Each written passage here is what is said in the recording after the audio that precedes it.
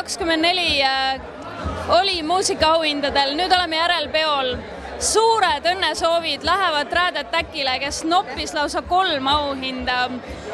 Kuidas sina reageerisid sellisele auhinnasajule? Sandra Sillamaa?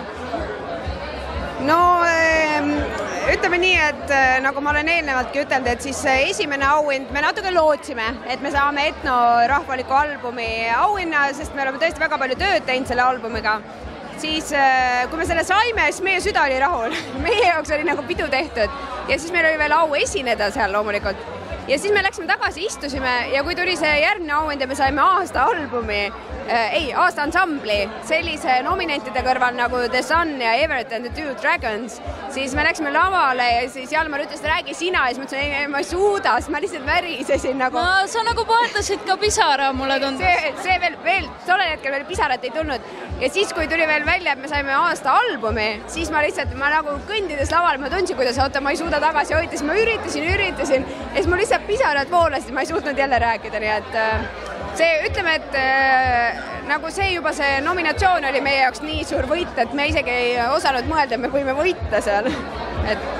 Ja Eesti mõistes on väga suur ja aasta üks tähtsamaid, eks ole, et küll muusikaauhinnad on žürii hääletustel. Mis teie jaoks võib-olla on olulisem, kas sellised suured kuulajanumbrid või pigem ka, kui žürii otsustab või kas saab üldse võrrelda neid auhindu, kui vaadata Kuldne Plaat, aasta hitt, muusikaauhinnad?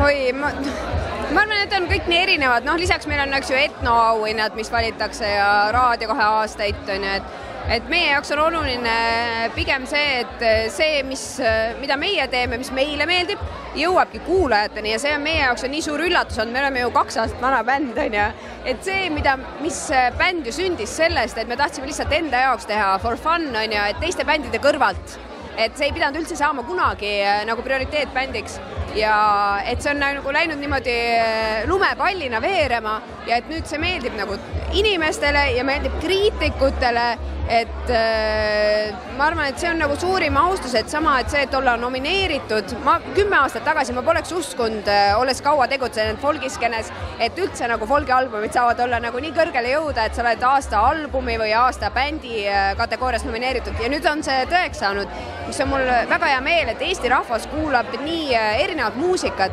ja on nii, võib öelda nagu laia silmaringiga, et kas see väikseks selliseks kirsiks tordile ei võiks olla ka see elektrooniline touch seal juures, et see ei ole selline puhas maamuusika, vaid teil on ikkagi selline modernne joon sees? Jaa, kindlasti, et me võtame need vanad salvestised ja me paneme oma lähenemisi sinna juurde ja see on täpselt see, et mida me kuulame raadiost, me kuulame näiteks, ma ei tea, mina vahepeal kuulan autos Power Hit Radiot, on ju, et mitte, et see muss mind kuidagi nagu väga kütkestaks, aga see annab mingid ideid, et ja lisame need oma muusikasse, et see kõik tuleb nagu kokku, ehk siis see vana, me võtame selle tuuma ja siis see, et kus keskkonnas me praegu elame.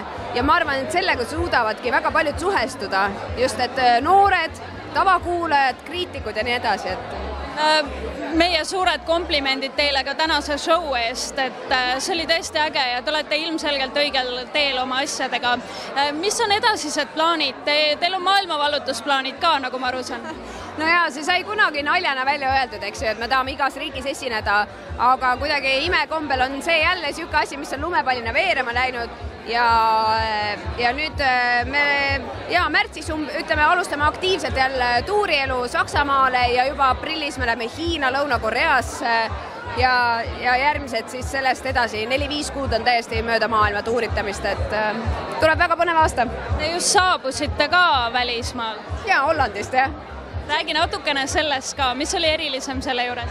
No ütleme, et see oli kõige prestiižsem ja olulisem showcase festival, kus me oleme esinenud, et sealt ju sai omal ajal tuule tiibades Everett and the Two Dragons ja väga paljud teised, et kuidas teid vastu võeti? Meid võeti vastu hästi, ütleme, et meil oli, meie agendid tegid tööd, et sinna jõuaks ka väga kriitiline nagu mass neid delegaate, eks ju, et muusikatööstuse inimesi ja seal oli, meil oli väga hea kontsert oli ja seda kajastati ka kohalikus lehes järgmine päev, nii et mulle tundub, et see tagasiside oli hea, et ma arvan, et siin läheb niisugune paar kuud aega, et jõuaks need reaalsed, et noh, kas tuleb mingid diilid, tulevad mingid festivali pakkumised, et see on alati niisugune, et kunagi ei tehta kohe pärast esinemist, et tule esine meie festivalil, on ju. Et, aga ma arvan, et üldkokkuvõttes meil läks väga hästi ja selle eest tegelikult üldse, et me sinna saime, tuleb tänada Raadio 2, et nemad meid pakkusid nagu, ehk siis esindama Eestit. Aitäh sulle ja tuld tiibadesse edaspidi, jääme ootama uut ägedat kraami. Ja meie ka, aitäh!